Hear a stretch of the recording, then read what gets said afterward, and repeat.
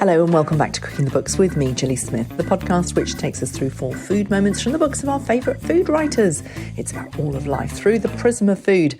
And this week I'm back with MasterChef winner, author and doctor, Saliha Mahmood Ahmed. Just unbelievable a number of vegetables. I got frozen molokhia leaves from a mainstream supermarket the other day. That's like a Persian green. You know, like what is happening? This is brilliant. Frozen spinach, frozen herbs, frozen mixed vegetables, frozen brassicas, frozen peppers. My goodness. She's a historian, a TV chef and a gastroenterologist with a kitchen clinic. And she's on a mission to prescribe food to fix our obesity crisis. We first met on the Delicious podcast way back when she took me through the fascinating history of food in the Mughal Empire in her book Khazana. We met again for Foodology, her often hilarious handbook to healthy eating, and now she's back with a kitchen prescription, her no-nonsense doctor's guide to the gut. I asked her how she sees that journey through TV and books to where she is now. Well, it's an interesting one, isn't it? I genuinely think that what holds us back in this food writing industry, so to speak, is the fact that we sort of pigeonhole people into certain types of writer.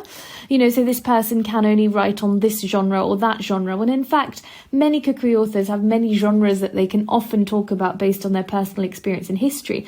For me, of course, I have so many different aspects of my life and personality and my food history, which I wanted to write at different stages in my life. Coming out of MasterChef, it felt very right and natural to write a book like Khazana. It felt to me that there was a space and it was the right time to write about Indo-Persian cuisine. And I never stopped being a doctor. I was working as a doctor throughout. I've never had a career break from being a doctor to do my food work. I always do it alongside. Foodology came at a great time in lockdown for me, where I had all the time in the world to sort of write about what I had learned over the last couple of years about food and health and my sort of viewpoint on food and gastroenterology. But it's really now, as I become progressively more senior and my ability to speak with different patients with different digestive ailments has matured, that I've really felt like it's the right point in my career to write a book about gut healthy eating. The thing is, I could have written this book when I came straight out of MasterChef, but it would not have been as good a book as it is now, sort of 5-6 years down the line. I totally agree. What you've done is you've won MasterChef, which is great, as a junior doctor. But even at that time, you said that, you know, in that kind of Miss World thing that they do is, what would you like to achieve? You know, you said you dream of writing cookbooks and tackling obesity. Tackling obesity, you said when you were 29 years old as a junior doctor. You then took us through your culture, your history, your connection with food. And I think that that's really important. And I want to talk about that in a second. But most of all, you're really interested in your patients and what you're seeing every single day in your clinic. Put it all together and you've got this wonderful, funny, insightful, authoritative and now ever more maturing understanding of what's happening in our food culture. I have to say, you know, I work with the Food Foundation. I do the Food Foundation podcast, and my response to when your book came through just after I'd interviewed Dr. Rupi was, oh my God, why do we still have to talk about this? How frustrated are you these days? I don't think I am frustrated, actually. I think I have this understanding through the lens of a doctor that the problem is so complex. And when I meet patients in clinic, they are the product of many, many years of eating in a certain fashion. Their health problems are a result of them eating in a certain pattern for a very, very long time. And when you really dissect it down, I don't ever think that they are to blame for their problems. I think that actually everyone's a product of how they've been taught to eat, and actually taking a step back, telling people to change that can be very powerful, but it's also very difficult, which is why I don't really get frustrated with it. There are things that frustrate me, like, you know, why is it that no one ever addresses the root cause of the problem? Yes, that does frustrate me. I mean, it's so important to have learning about healthy eating from school age, so that we instill the ability of people to understand how to prevent disease in the long term through food from a young age, and that includes a cookery education. And for some reason, people just despite everything that we go through, despite this being such an important topic, we just don't talk about it in the way that I think it should be addressed. And then I think there's that second layer that does frustrate me sometimes about how the topic becomes so overly complicated, particularly in social media spheres. It seems to be the most tricky, most contentious topic where people have lots of different opinions, and often based on information that is incorrect or partially correct. And when people use those assumptions to enforce certain patterns of eating and it has long-term impact on their health, that can be quite upsetting and disappointing. But I wanted to approach my book, The Kitchen Prescription, with a really open mind and start as if from scratch, as if someone doesn't know anything. And I think it's really important, both in Foodology and in The Kitchen Prescription, to try and leave any previous understanding that you have at the door, start afresh, and then reevaluate how you feel about patterns of healthy eating and how you want to change that. It's really important to just take that step back. The most important thing about the book, I feel, and the move on, is that you are prescribing food rather than medicine. And what's really interesting about you is that, you have come up through the ranks as a junior doctor to a gastroenterologist, and you are within the system that actually doesn't really teach junior doctors very much about nutrition, not in your training. I mean, it's beginning to, but only because a bunch of doctors kind of said, oi, we need to be taught this.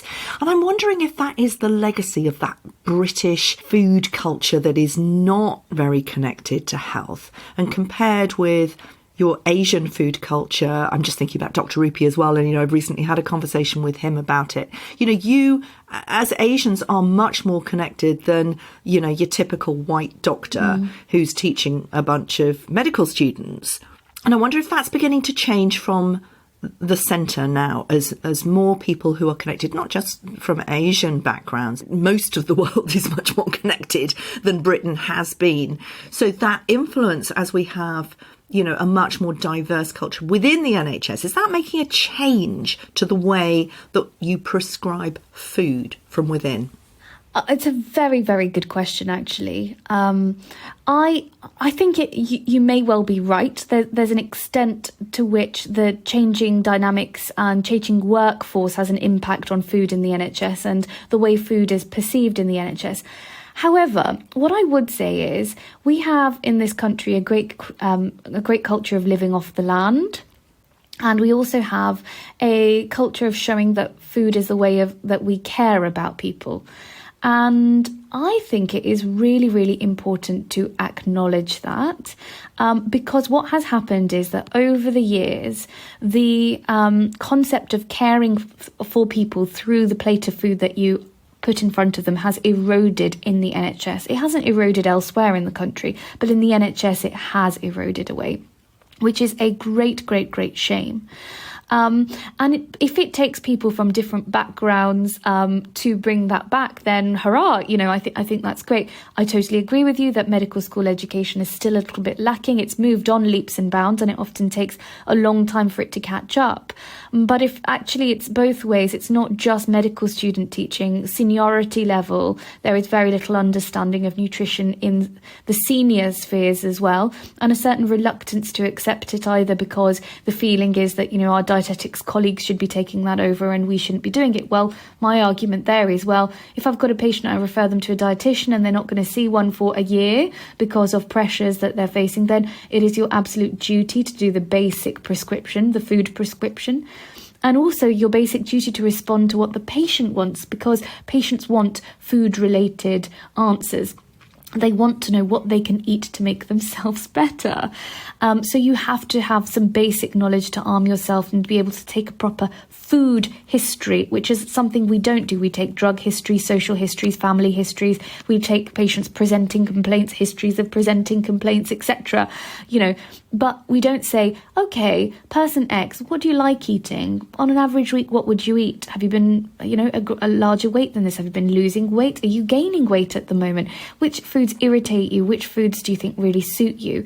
Do you have the money to be able to make certain food related changes? If you don't, have you thought about the inexpensive ways that you could do it? Have you thought of food as being a way of caring for yourself?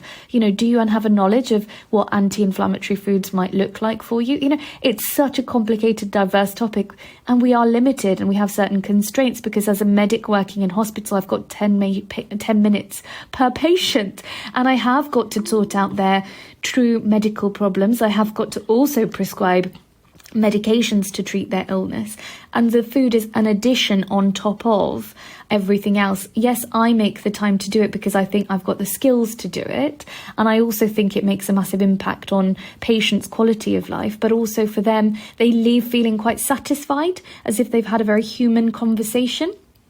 And that's really supremely important to me. We're getting there. It's taking a while. I think people like Dr. Rupi are brilliant. Many others working in primary care. There's a lot of selfless heroes who are doing food history conversations in their clinics without being asked to do so. And, we don't appreciate the work they do, but they impact the lives of hundreds of people day in, day out. So lifestyle medicine is really burgeoning.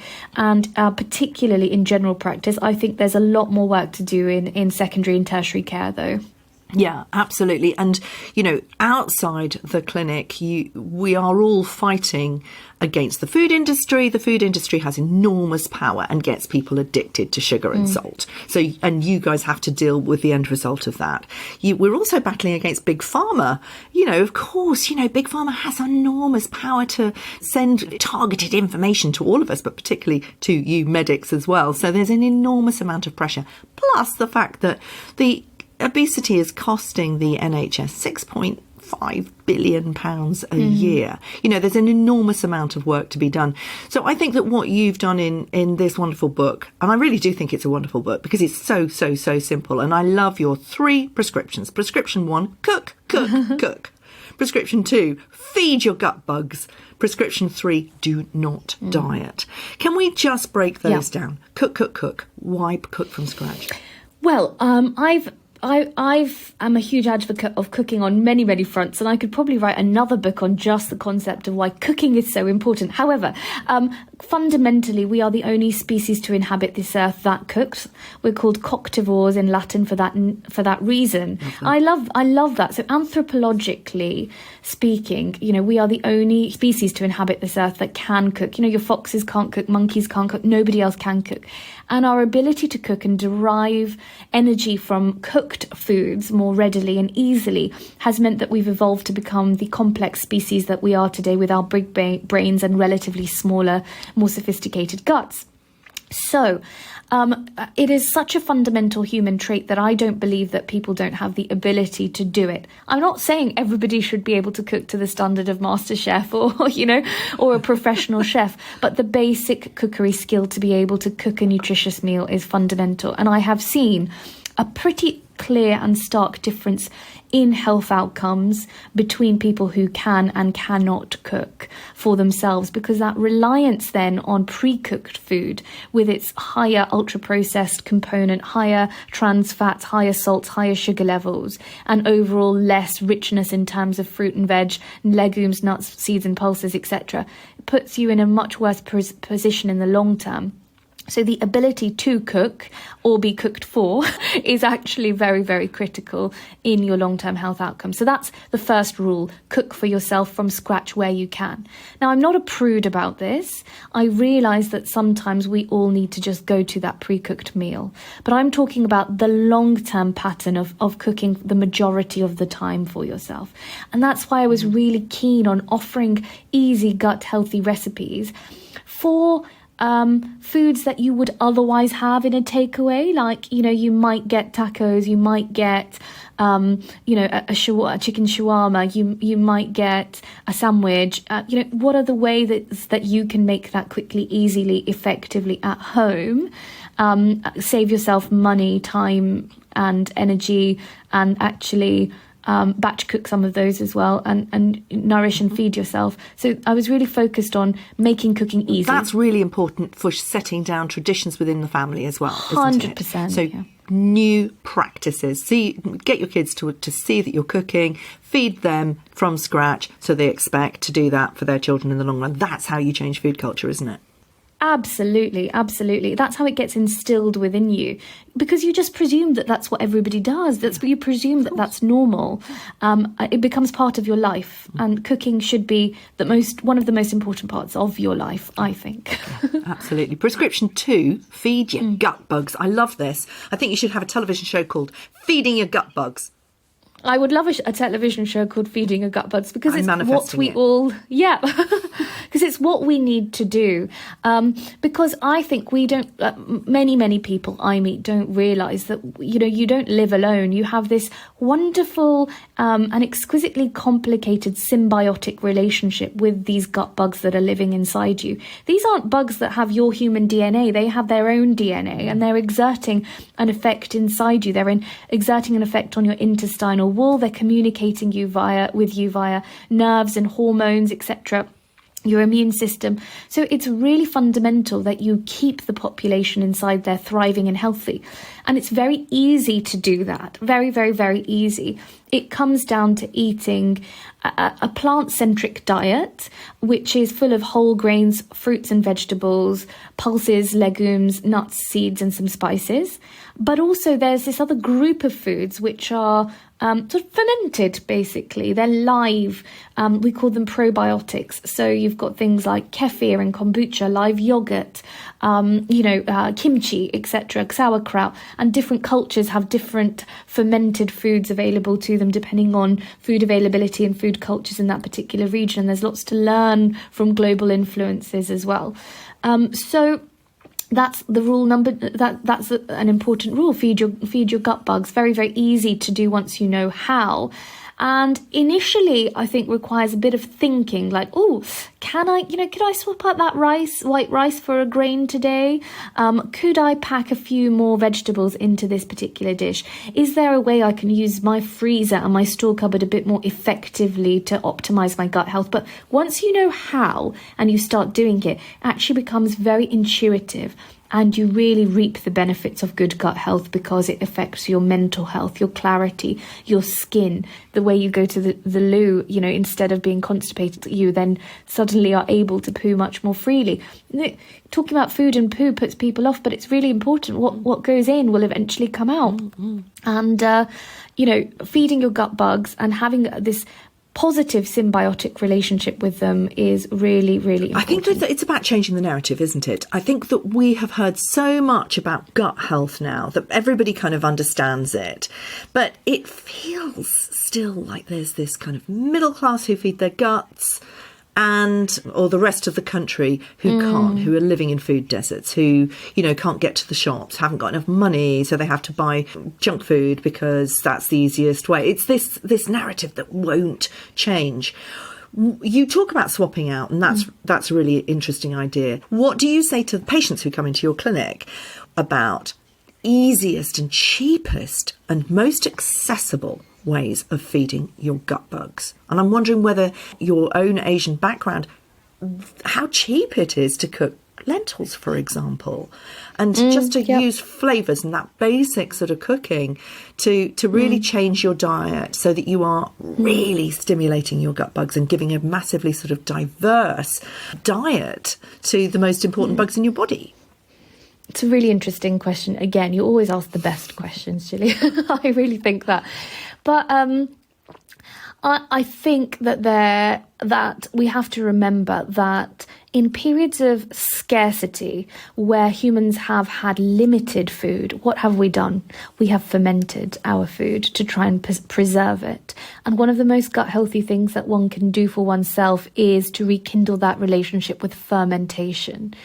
And it is so inexpensive and gives you so much abundance. It is unbelievable. I mean, I made my own sauerkraut, for example. I bought a cabbage for literally 50 pence, a white cabbage, and all I needed was salt. Yeah. That's it. Salt, cabbage and water. That is all you need to make your own sauerkraut.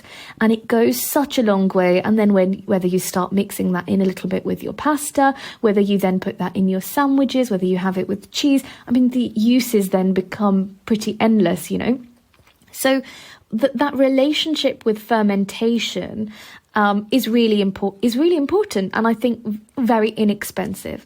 The second thing is that gut healthy eating is not just about the fruit and veg section of your supermarket. So I sort of go into a supermarket and I visualize certain zones, and I've got 3 key zones that I go to for my gut health. Yes, I go to the fruit and veg section, and believe it or not, I also will shop in the fruit and veg section where everything has gone down in price, and they're about to chuck away those strawberries that have gone a little bit watery, and are seeping out their juice or their mango, etc. And it's on for 10-12p. I buy it all, I bring it home, and I freeze it in packets so that I can make things with it later. And even in the fruit and veg section, there's certain sections that you will identify which are more cost effective, particularly the brassicas. Brassicas are one of the most inexpensive vegetables and are great for gut health as well. That's zone 1. Zone 2 and 3 are fundamentally important because they are great cost effective places. The lentils and tins and lentil section is the second zone. And that is the most underrated section in a supermarket. So where you get your red lentils, your dried chickpeas, where you get your tinned lentils for, 10, 15 pence sometimes. And they're cheaper in the round the world aisles, I've noticed. So you go to get your poi lentils, which are super expensive, and then you get your green lentils in the Asian bit of the round the world aisles. Cost virtually nothing. Well, totally. And you've got such an amazing selection in the world food section as well. Things like rosé cocoa beans or gungo peas. You'll have tinned jackfruit, for example. You'll have, the most amazing selection of different things, different lentils and different, urid lentils and so forth. Go for it.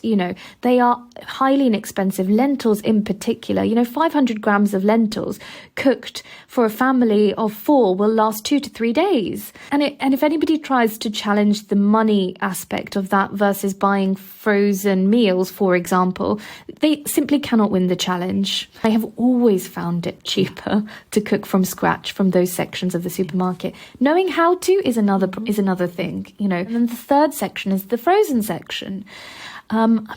Again, the global influence in the frozen section is fantastic. Frozen bitter gourd, frozen okra, just unbelievable number of vegetables. I got frozen molokhia leaves from a mainstream supermarket the other day. That's like a Persian green, what is happening? This is brilliant. Yeah. Frozen spinach, frozen herbs, frozen mixed vegetables, frozen brassicas, frozen peppers. My goodness, sometimes I think a better way of running my house is for me to invest in more freezer space, so I just have more space to put all of these lovely frozen ingredients. But if you are on a budget, which we actually in reality all of us are on a budget at the moment, you have to see what you can do within your means to improve your gut health, and by accessing those areas of the supermarket where you may not have spent so much time before. Exactly. You didn't mention the meat counter, and most of your recipes are very much plant-based, aren't they? And that's the other thing. Reduce your meat, increase your plants. Totally. I do eat fish and meat.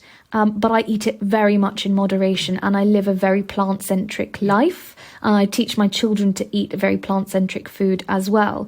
And so in this book, I didn't want to alienate those people who eat meat, but I wanted to show them a way that you can still incorporate meat into your diet, but for it to be a much smaller proportion of what you eat altogether. Exactly. Let's see how that works in your 4 food moments. The green gut goddess salad. What a great title. Love that. So green goddess salad went viral on TikTok. It's a great salad. So what you do is you basically chop up cabbage into these little sort of squares. It's not grated, it's cut up into tiny little square pieces. And then they made this beautiful dressing with basil leaves and cashews and olive oils as its base, and some chives and basil and things just to give it that really herby punch. It's really bright green and delicious. And you pour that dressing all over your brassicas, and it keeps really well in the fridge, which is why people love it. And I think the trend actually came out of America, so they were having it with like those those plain corn tortilla chips to dip in. So great texturally as well, because you've got that crunch. And I saw it and I thought, a little bit skeptical, but I am always a bit skeptical of viral trends, because I think half of them don't taste half as good as people make them out to taste. So I thought, do you know what, this one has piqued my interest a little bit. I will give this a go. And I did. And I genuinely thought it was utterly delicious. A great trend to go on to. And I did modify it because I made it a gut goddess salad. So we sort of intensified the number of greens and brassicas inside it. And I sort of wanted to make it that bit extra special for the gut. And it doesn't lose out in any of its flavour. It is really, really wonderful. And I think it does show you that once you know what gut healthy eating is, or what, take out the word gut even, once you know what overall healthy eating looks like, then you'll yourself spontaneously find the ability to sift through the trends that are genuinely healthy and not. Yeah, and there are a lot of them around. I mean, I see this green goddess salad everywhere now. Take us to breakfast. That's your second food moment. Breakfast beans of dreams. Breakfast beans of dreams. So a lot of people don't know this about me, but for 4 or 5 very formative years of my early life, so I think between the age of about 5 and 9, 10, I lived in, or maybe a little bit younger than that, I lived in Saudi Arabia. And we were exposed to lots of Middle Eastern cuisine. And my parents had jobs out there for a short period of time. And we started eating very differently because we were living in the Middle East and exposed so heavily to the culture. My mum started to incorporate Middle Eastern food into her day-to-day cooking a lot more than she had ever done before. In fact, she probably hadn't ever done it before in reality. And we used to go for breakfast to these shops which serve fool. Now, fool is this beautifully cooked fava bean dish. And there's these big sort of metal tumblers that they cook overnight very slowly with very minimal spices. They just stew down and become this very thick, unctuous sort of mixture. And you have it with hunks of fresh breads and pickles, sometimes a bit of egg, sometimes a bit of extra za'atar on the side. And it's such a nutritious and delicious breakfast. And I really wanted to move people away from the concept of breakfast just being like sort of cold and a bit sort of naff. I mean, as wonderful as overnight oats are, and I do like oats in all their forms as well, there's only a certain number of oats that I can eat, and maybe it is the Asian in me. I want flavour in the morning as well. I want hot, flavoursome, slightly spiced food in the morning as well, which is why I was so keen on including this express version of a full recipe, because nobody's got overnight to cook the fava beans, okay? But actually you can get great tins in your local supermarkets, may I add as well, fava beans. And they just work a treat, and everybody I know who's cooked this recipe has been so impressed by it as a breakfast option, or a brunch option. You can do it on a weekday if you've got time in the morning, or you can just do it on a Friday or a Saturday or a Sunday Sunday mornings, like that brunchy sort of vibe. It's lovely. So I wanted to open up people's viewpoint on breakfast, because the most important question that I get asked is, should I have breakfast or not? Is it good to have a breakfast? Well, let's reframe that question a little bit. What is it that you should be eating for breakfast is more important than whether or not you have it, in my opinion, because a glass of orange juice, a very sweet sugar-laden cereal with full fat milk over the top, and 2 slices of toast with a hydrogenated fat over the top, is very different to the breakfast that I'm recommending. I remember when we talked about Foodology, And you talked about being trained to fast as a child. And so your brunch on a Saturday morning was something that you were made to wait for. And I would have that for brunch, because that totally reminds me of the glory of waiting. I mean, we call it intermittent fasting now, don't we? I mean, it's just waiting to eat a little bit later, and it just makes you feel really hungry and ready for your breakfast. Third food moment, good gut tacos. An interesting one, isn't it? So good gut tacos. I mean, again, I think this boils down to my real desire to introduce the concept that you can still have those dinner options that you really love with a gut healthy homemade twist. Okay, so I've got recipes for pizzas, I've got recipes for lasagnas, pasta dishes that you'd have on a day-to-day basis, just given that little tweak. Burgers, there's a burger recipe. I mean, come on, it's not a beefy, cheesy, tomatoey burger. It's a beautiful jackfruit burger with a really fruity, lovely slaw on top. But the concept with good gut tacos is to say, this is a recipe that is a blueprint for how gut healthy eating can be done really easily. Most of us have fish fingers in the freezer. I didn't shy away from using shop bought fish fingers.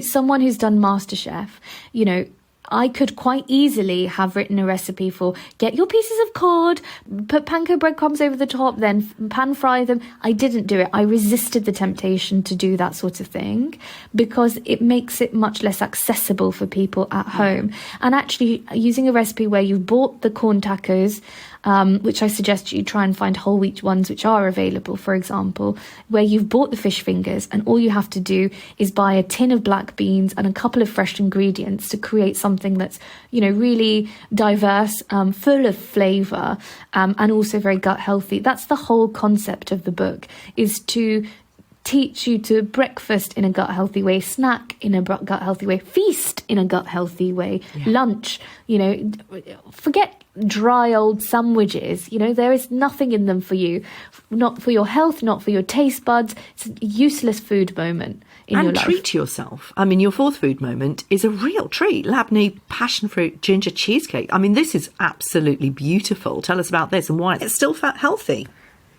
Yeah, I mean, we have to really evaluate our relationship with sugar very carefully. And I say relationship because sugar is so widely available to us all that actually we all have a very unique relationship with refined sugar now.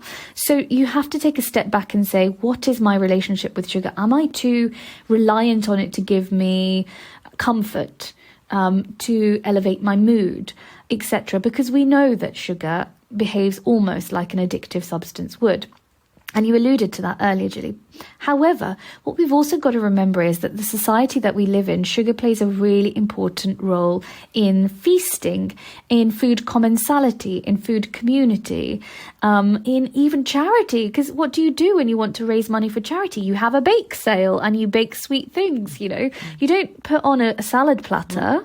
Nobody. I mean, in fact, that's a very good idea. Maybe we should do a charity salad platter day. Goddess salad. Yeah, exactly. But that's the truth of the matter, isn't it?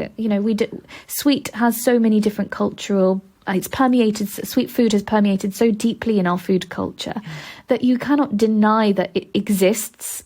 And also you should celebrate sweet foods, just not all the time, which is why a cheesecake, which is full of beautiful fermented labneh with its tart zinginess, and then topped with loads of lovely fibrous seedy passion fruit with vitamin C goodness, and its base is full of, yes, ginger nut biscuits, but also a pretty healthy amount of omega filled seeds and nuts, is a great alternative. So I'm trying to teach people to eat nature's own desserts almost, like dates, for example, that you can stuff with the most glorious things.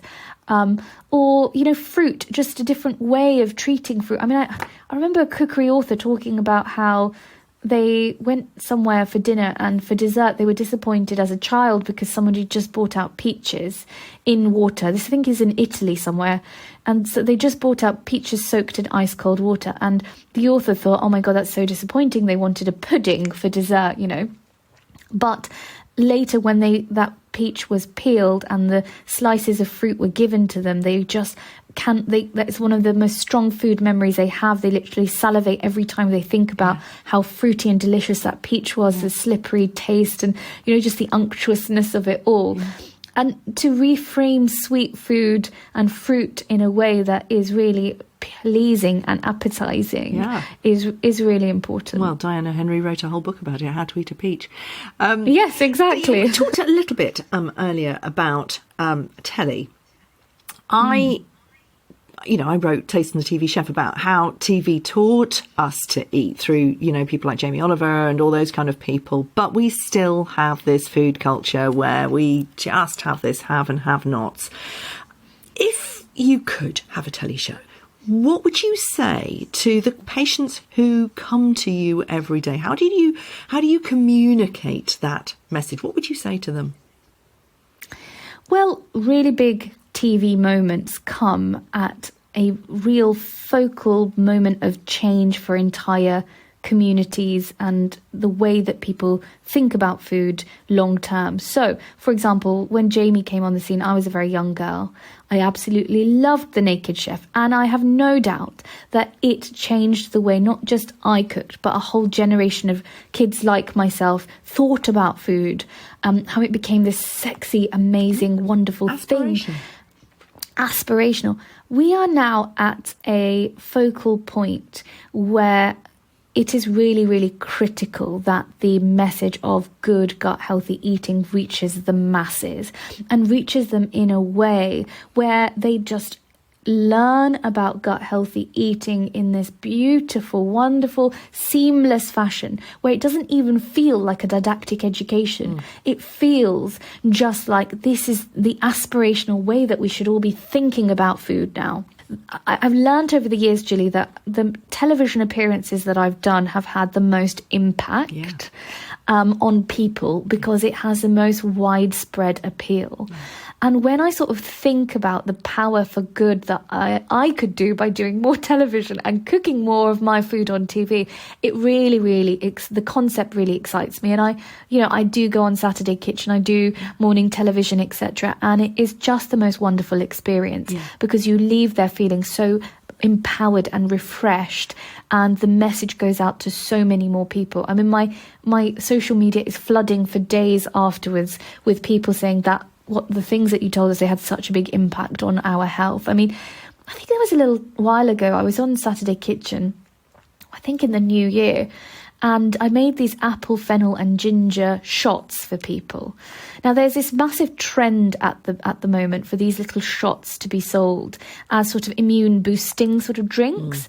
And they cost about £4 for this much, whereas I showed on television that for £4, you could make enough for a week for a family of 4, right? And what you could do with it, you can freeze them, you can keep it in your fridge. This is how to make a really good version that tastes really good. Also, don't listen to everybody who says that this is, a panacea and will cure all your immune problems. It helps, but it's not the answer to everything. That message was so strong. To this day, I get people who say, I make that shot. And it is the most rewarding feeling. But knowing that it has a long-term impact on them, that makes a massive difference to me. Thanks for listening. Do follow me on Instagram. I'm at Food Gilly Smith, and on Substack, where you'll find a little extra bites from Saliha. Just search for Gilly Smith on Substack, and I'll see you next week.